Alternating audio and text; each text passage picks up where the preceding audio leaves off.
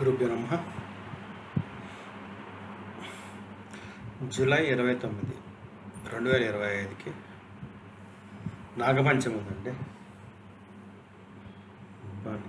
దాని గురించి తెలుసుకుందాము.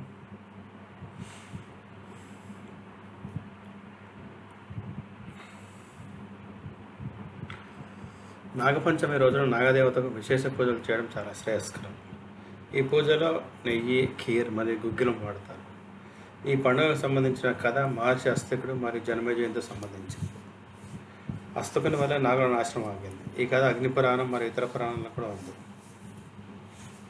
నాగపంచమి పూర్వ కథ. నాగపంచమి పర్వం ద్వాపర యుగాంతంలో జరిగిన రాజా జనమేజయుడు నాగయజ్ఞంతో సంబంధం కలిగి ఉంది.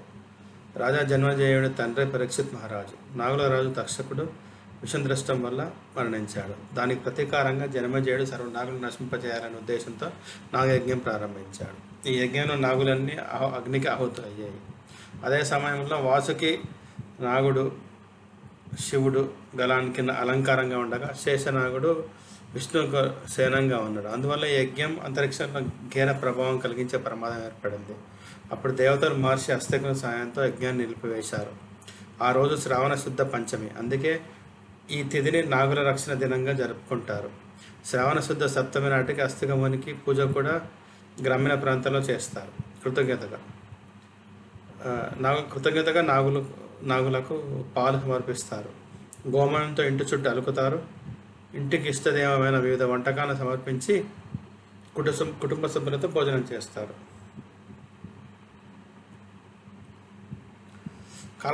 కాలసర్ప దోషం నివారణకు మంచి అవకాశం.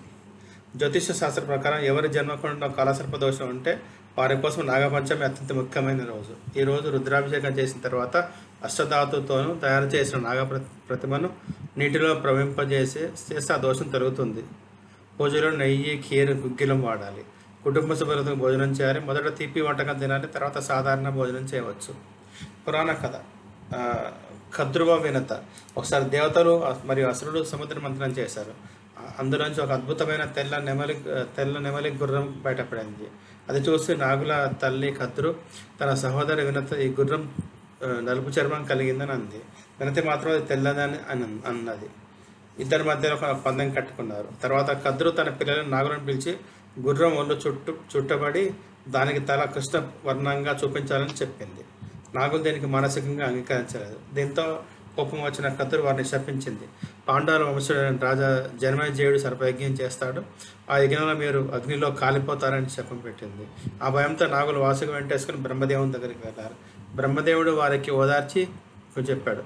అస్తికుడు అనే ఋషి జన్మించి జన్మేజయుడు యజ్ఞాన్ని ఆపుతాడు అని. ఈ విషయాన్ని శ్రీకృష్ణుడు యుధిష్ఠిరుడు చెప్పాడు. అస్తికుడు పంచమి నాడు యజ్ఞాన్ని నిలిపివేసి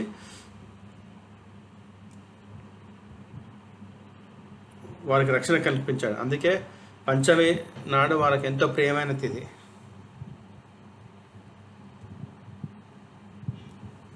నాగపంచమి 2025 ప్రత్యేకత. ఈ సంవత్సరం నాగపంచమి జూలై 29 మంగళవారం నాడు వస్తుంది.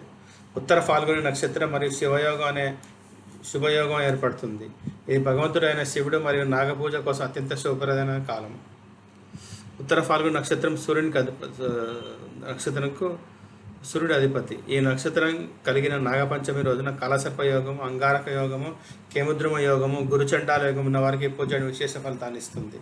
పూజా విధానం. ఇంటి తలుపుల దగ్గర 2 వైపుల గోమయంతో 5 తలల నాగుని ఆకృతి గీయాలి. గోమయం అందుబాటులో లేకపోతే గోపీచందనం వాడవచ్చు. నాగులకు పాలు, లావ, దుర్వ, కుశ, గంధము, పుష్ప, నక్షత్రాలు, లడ్డూలు నైవేద్యంగా సమర్పించాలి. నాగసూత్రం మరియు నాగసూక్తం పఠించాలి. వెండితో తయారు చేసిన నాగుల జంటను శివునికి సమర్పించి గోక్షరంతో అభిషేకం చేస్తే కాలసర్ప దోషం పోతుంది. ధన్యవాదాలు.